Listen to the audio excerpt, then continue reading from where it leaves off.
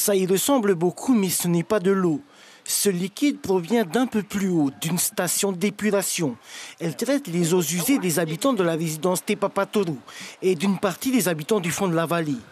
Depuis plusieurs semaines, les mauvaises odeurs ont envahi les lieux. Là, on entame la 4e semaine que c'est comme ça.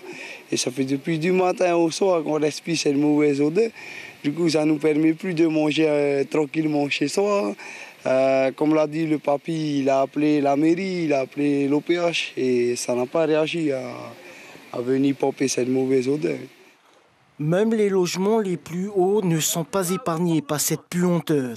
Et ce n'est pas la première fois que cela arrive. Le 22 mai 2017. Et depuis là, si tu veux, ils sont venus, ouais, je sais, pour la santé, pour quelques mois, ça, mon père, on ne sent plus. Après, d'un coup, c'est revenu encore. On ne sait pas c'est quoi le problème. Aujourd'hui, ils ont décidé d'aller plus loin. On a fait passer une pétition dans tout le quartier, dans tous les habitants qui habitent près de la rivière, pour qu'ils signent aussi et qu'ils montrent au service communal, à l'OPH qu'on n'est pas content de cette situation-là. On se plaint aussi avec les voisins, dans les lotissements et les voisins. Après, pour finir, on va se battre juste à cause des odeurs. Pour sa part, l'Office polynésien de l'habitat se défend. Il pointe du doigt l'incivisme des habitants.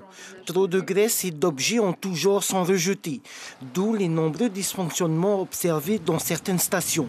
À Tepapatoru, on traite les eaux usées de 1200 usagers. Les services techniques qui sont sous mes ordres peuvent identifier le remplacement déjà d'un moteur qui entraîne l'aérateur et qui effectivement est lié à ce qu'on appelle le clarificateur, d'où d'ailleurs émanent les nuisances olfactives. Donc nous sommes dessus, c'est un coût d'investissement déjà qui dépasserait 5 millions. Donc pour autant, voilà, l'OPH se doit de remettre en ordre le fonctionnement de cette station. Cette année, un diagnostic général des 22 stations d'épuration du parc sera lancé par l'OPH.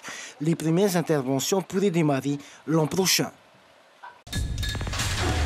L'information en continu sur Polynésie la première, Internet et réseaux sociaux.